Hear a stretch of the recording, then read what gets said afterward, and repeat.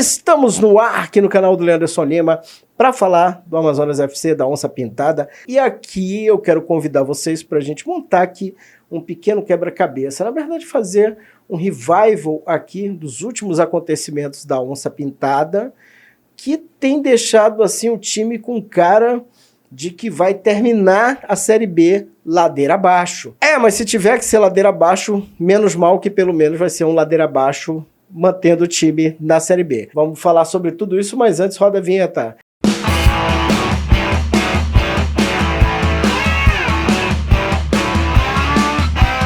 Galera, para você que é novo por aqui, não esquece de fazer inscrição, hein, gente? É muito facinho. Clica no botãozinho aí, se inscrever, que você já embarca aqui na nossa nave. E aí você vai ter muito conteúdo do Amazonas FC, da nossa Onça Pintada, mas também da Série D, onde a gente tem representante também. E é claro, no Campeonato Amazonense, né, cara? Porque tá chegando a hora do Barezão. E antes de entrar no assunto aqui, um abraço pro Delcinei, que tava cobrando vídeo aqui do canal mais cedo. O Delcinei tá aí, promessa é dívida, o vídeo tá no ar. Vamos voltar um pouquinho no tempo, para o dia 18 de outubro, para lembrar o último momento de muita felicidade do Amazonas FC, que foi a vitória de virada por 2-1 em cima do Avaí. Esse jogo serve para sacramentar a permanência do Amazonas na Série B e foi um momento ali de muita euforia, né? Todo mundo falando bem de todo mundo, né? Treinador feliz. Eu até meti uma pergunta lá para falar sobre renovação, né? O Miranda também emocionado, o Cocote tinha feito o primeiro gol como profissional do Amazonas. E naquele momento o time ainda tinha chances de se classificar para a Série A do ano que vem. Só que aí, de repente, tudo mudou. Quando todo mundo imaginava que o Amazonas ia ter um super final feliz na sua primeira Série B, a coisa desandou e foi ladeira abaixo de lá para cá.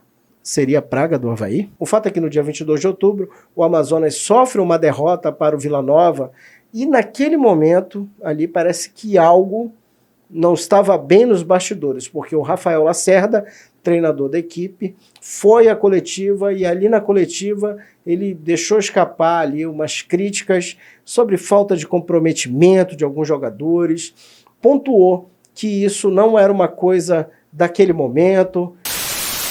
Talvez algumas coisas durante o campeonato. Comportamento, alguns atletas têm que entender que o futebol é profissional, não tem espaço para tu não ser profissional dentro do futebol. Então alguns erros que foram cometidos que a gente conseguiu. Depois que a gente chegou, a gente conseguiu estancar muita coisa, melhorar muita coisa, porque tinha algumas coisas erradas acontecendo no dia a dia. Mas não é da noite pro dia que as coisas vão melhorar, né? Então, talvez hoje a bola não entrou justamente por essas coisas que aconteceram durante a competição. A gente tem que ser profissional, a gente tem que entender que a gente defende uma instituição de 5 anos, mas que vem num crescimento absurdo, que tem um investimento pesado. A gente tem que ter comprometimento com quem são os nossos dirigentes, né, que brigam para dar condição, para pagar o nosso salário. Então, eu acredito no jogo de hoje que talvez a bola não entrou por algumas coisas que aconteceram durante a temporada. E que infelizmente quando chega nessa hora daí a bola não entra, muitas pessoas não entendem por quê, mas só nós internamente sabemos por que às vezes a bola não entra. No dia seguinte, no dia 23, o clube anuncia a saída do atacante Igor Bolt, um cara que de fato não vinha sendo aproveitado, que pegou banco aí toda a temporada, mas que no ano passado ele foi um dos destaques da equipe, né? Na reta final ali do Campeonato Brasileiro, quando ele chegou, um dos caras que colaborou e muito para o título do Amazonas FC. E o Bolt ainda fez mais, ele apagou das suas redes sociais todas as fotos que ele tinha da sua passagem no Amazonas FC. Treta! E aí vem o dia 25 de outubro e o jogo contra o Goiás. Novamente, uma derrota, novamente por um gol de diferença. E essa partida a gente até dá um desconto para o Amazonas, porque teve uma arbitragem horrorosa, né? Uma arbitragem terrível. Mas aí chegamos no dia 29 de outubro, no jogo contra o Botafogo de Ribeirão Preto, e novamente o Amazonas sofre uma derrota. E novamente as coisas parecem não estar bem nos bastidores. Isso porque, por exemplo, o atacante Sassá sequer foi relacionado, e não foi relacionado por opção técnica. O cara não estava bichado, não estava suspenso nem nada. E aí quem é que foi para a coletiva depois do jogo? O presidente do clube, Wesley Couto. Não foi o Rafael Lacerda, treinador, e também não foi nenhum outro jogador. Mas isso aí até é praxe, tá? Porque quando o time perde, geralmente só quem fala é o treinador. Então vamos analisar aqui o que disse o presidente do Amazonas FC, Wesley Couto, e ele começa falando sobre os 3 últimos jogos, nessa avaliação que ele faz do Lacerda nesses 3 últimos jogos. Na verdade, a gente não pode avaliar o trabalho do Lacerda por 3 partidas, né? Tem que avaliar o trabalho do Lacerda desde quando ele chegou aqui no primeiro jogo, se não me engano, foi contra o Mirassol. Então, avaliar por 3 partidas, eu seria incoerente. Então, não tem como avaliar o trabalho do Lacerda apenas em 3 partidas. É um resultado, circunstância do jogo. O jogo é feito de 2 equipes, um perde, outro ganha ou empata. Então, tem 3 resultados no futebol. Então, nós perdemos o jogo, é assimilar a derrota e preparar para o próximo jogo. Bom, uma coisa eu concordo com o Wesley Couto aqui, de fato ele não vai analisar o Lacerda por esses 3 últimos jogos, ele analisa realmente todo o conjunto da obra, só que tem uma coisa aqui que ele não falou nessa coletiva e que eu acho que a gente tem que trazer aqui para essa análise também, que é o seguinte, mais do que o resultado, bom ou ruim, para analisar um treinador, se vale renovar com ele ou não, mas também tem que ser colocado aí, principalmente no bico da caneta, aí, na hora de tomar qualquer decisão, a questão da gestão de grupo. E aqui eu quero lembrar para vocês o episódio que aconteceu lá depois do jogo do Vila. É evidente que, em termos de informação para a torcida, de saber o que está acontecendo nos bastidores, de saber ali que teve casos de indisciplina, como o Lacerda revelou, isso é bom todo mundo ficar sabendo. Em nível de torcida bem informada, em nível de imprensa, que vai divulgar essas informações. Porém, pessoal, a gente não sabe a extensão de como essas declarações do Lacerda ecoaram junto ao elenco. E aqui eu digo para vocês pelo seguinte, existe uma espécie de pacto ali no mundo do futebol, que é uma coisa assim, ninguém escreve isso em lugar nenhum, sabe? Mas é aquela coisa, dificilmente você vê nos clubes de futebol um treinador vindo a público comentar esse tipo de caso, dar esse tipo de declaração. Geralmente, o pau canta ali no vestiário, entre as 4 paredes. Então eu digo isso para vocês porque o Lacerda trouxe essa informação, né, foi bem polêmica, mas a gente não sabe a extensão disso entre o grupo. Como é que o grupo recebeu isso? Pode ter acontecido alguma coisa durante a viagem, antes do jogo do Vila? É provável que tenha acontecido, para o clima ter azedado daquela maneira. Mas é aquela história. Muita gente, por exemplo, me procurou ali no PV e até questionando assim, o Lacerda no seguinte aspecto. Ué, mas no jogo contra o Avaí, naquela vitória épica de virada, ele exaltou bastante o elenco, falou muito bem do elenco, e no jogo seguinte, depois dessa derrota, ele traz, né, essas informações ali de que estava rolando indisciplina e tudo mais. E muita gente questionou o seguinte, cara, mas aí, bicho, como é que é isso?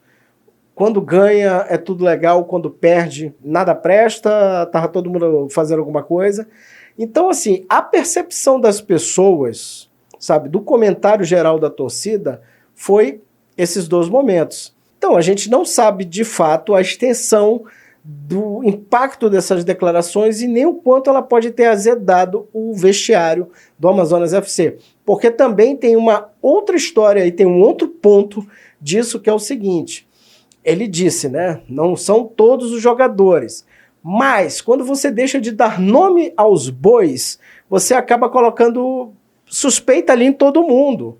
Então, de repente, o jogador que não está fazendo parte de nenhum bonde, nem nada, e que está se dedicando ali de verdade ao seu trabalho, ele pode ficar, muito pistola ali com o treinador, porque ele diz, égua, cara, dê nome aos bois porque eu não tô nessa, entendeu? Eu não tô fazendo parte nisso, eu me dedico e tal.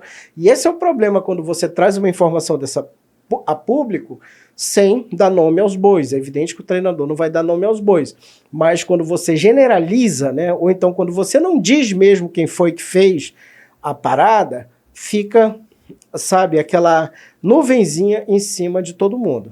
Resumindo aqui a questão do Lacerda, dentro de campo, na pontuação, foi uma bela campanha. Eu posso dizer bela campanha porque quando a gente chega na Série B, é aquilo que eu sempre digo aqui, é onde o filho chora e a mãe não vê, é onde o cachorro fica amarrado e a peia comendo. Então você, no primeiro ano, conseguir livrar o time de um rebaixamento com 7 jogos de antecedência é um belo feito, entendeu? Então por isso que eu digo, nesse aspecto aí, o Lacerda aí provou o seu valor. Porém, é aquela coisa, eu não ficaria surpreendido se de repente o clube não renovasse com o Lacerda. Por quê? Porque aí tem essas questões de gestão de vestiário. Isso pesa muito. Isso eu diria até para vocês, é mais importante até do que o resultado que o cara obteve dentro de campo. Na sequência, o presidente do Amazonas FC falou, né, se foi cumprido ali o objetivo, se ficou com gostinho ali de quero mais.